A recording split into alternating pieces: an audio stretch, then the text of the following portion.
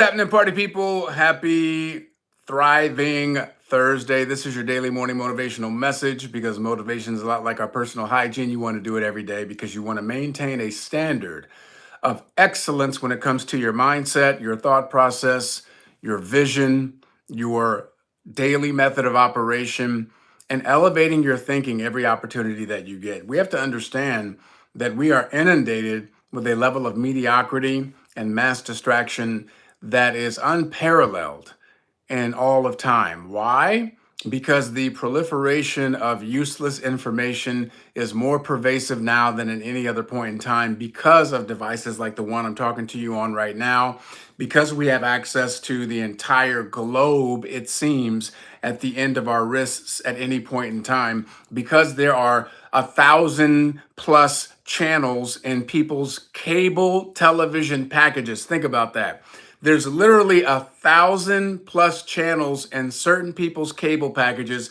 Imagine who would have the time or the bandwidth to even flip through that many channels, let alone watch what's on some of them, not even most or all of them. That's insane that there's that much distraction available for human consumption, most of which has absolutely nothing to do with your evolution, with your ability to become a better version of yourself, with your capacity to level up. Most of it is based on consumption and getting the most precious commodity, the most viable asset right now in the marketplace, which is your attention. Where your attention goes, energy flows. And if you are intentional about where your attentions are, you have an opportunity to literally transform the quality of your life. Now, I'm only talking to those of you who are about the level up. You're wanting to get better. You believe in the principles of growth and constant, never ending improvement. You believe that learning is an ongoing process. There is no destination of arrival when it comes to learning and mastery. It's really about your ability to actually grow, observe what you're doing, how you're doing it, take account of that, and then make the proper adjustments along the way. So I want to talk about the leveling up because there's levels to all of it. There's levels to all of it. If you have a job, there's levels to that job. Unfortunately, most people have already topped out. Most people are at a place where their income's not going to grow that much. They might get a cost of living wage increase, but you're topped out on your job, which is frustrating because some of you are working for people who are idiots and you know they're idiots and you're like, I can't believe I work for this person. Some of you are really frustrated because you're like, I know I have more in me than what my current circumstance is. I know that I have more to offer to the marketplace.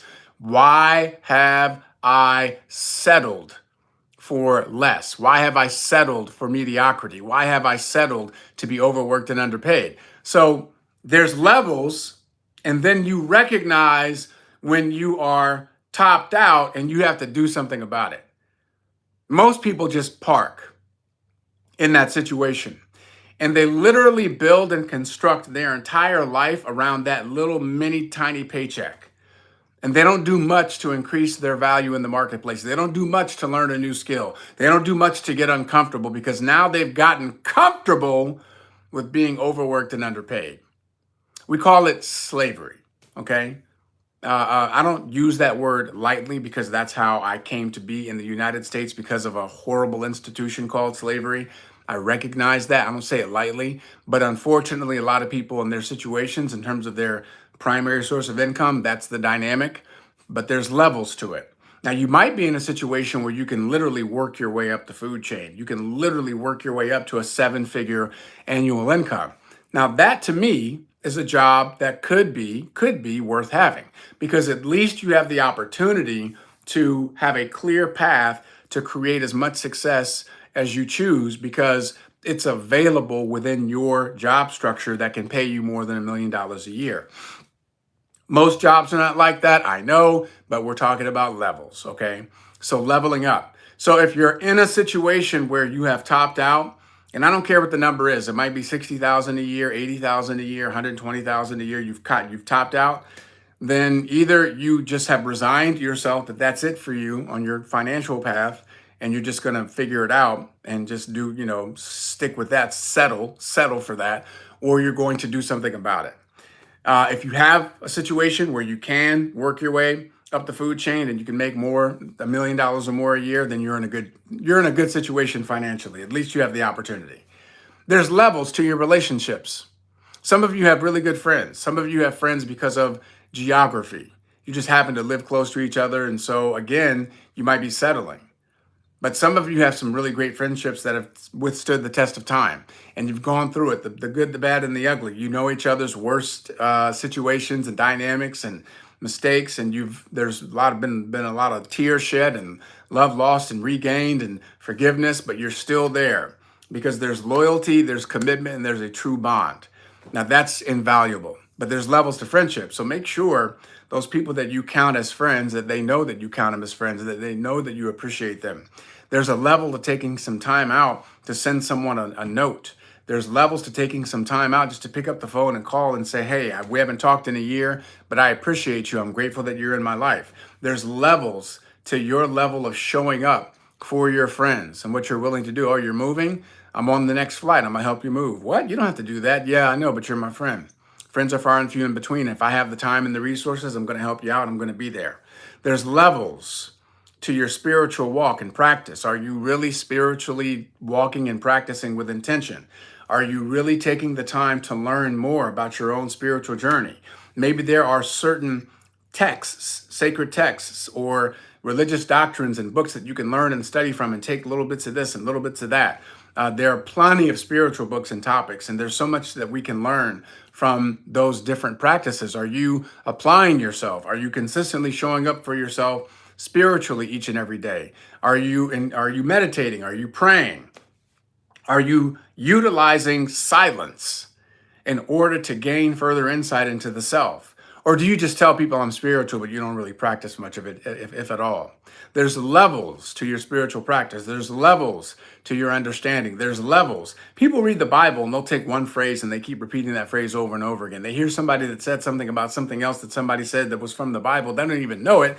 And they're just regurgitating it because it sounds good. And they don't even know because they've been too lazy to pick up the Bible and do their own research. There are levels to your spiritual and or religious walk. Are you taking the time to become a ferocious student? We live in an era where sound bites and people who are fronting, meaning they're fake and they're liars, that's what's getting the most airtime and attention because they have big mouths, but they're not well-read, they're not intelligent, they're not scholarly, they're freaking ignorant, but they're trying to utilize these sacred texts, if it's the Bible or the Torah or the Quran, and they're trying to act like they know what they're talking about, and they're not. There's levels. Are you taking the time to be a perpetual student? There's levels to your health and your well-being. What you put in your body. Are you even aware of what you're putting in your body and how your body responds to it? Do you even know your blood type? Do you understand the impact that the foods have on your body, on your energy, on your longevity over a long period of time? Do you understand how digestion works and what is easily digested and what isn't? Do you have any idea about the biochemistry of your makeup and why you respond to certain foods and other foods you don't respond well to? Do you have any consciousness whatsoever of all of the highly processed, overly saturated fatty foods that are on the shelves? The things that are wreaking havoc on human beings' immune systems because they're eating foods that they should not be eating because it's not really food. It's something else. It's a food-like substance. There are levels to your health and your fitness. Do you exercise? Are you consistently exercising? Do you know the importance of exercise? Do you know all the physiological benefits of exercise? Do you know what happens to your brain and how it stimulates your thinking and your ability to process when you exercise? Do you know what happens with your body physiologically and biologically when you're sweating and you're releasing toxins as a result of vigorous exercise? Do you know what happens to you longevity-wise? Do you know what happens when you have a strong frame? Do you know what happens when you work out with weights? There are levels to this. What about your personal relationship? If you're in one, if you're married or partnered, there are levels to your relationship. Are you showing appreciation? Are you showing up every day? Are you earning your spot next to that person every day instead of just taking them for granted because y'all been together for 4 or 5 years and you're like, oh, humdrum, and hey, let's have sex. It's Thursday. We haven't had sex in a couple of weeks. Let's do it today and let's put it on the calendar. And listen, you got to be intentional. You got to be aware, and you have to be on point.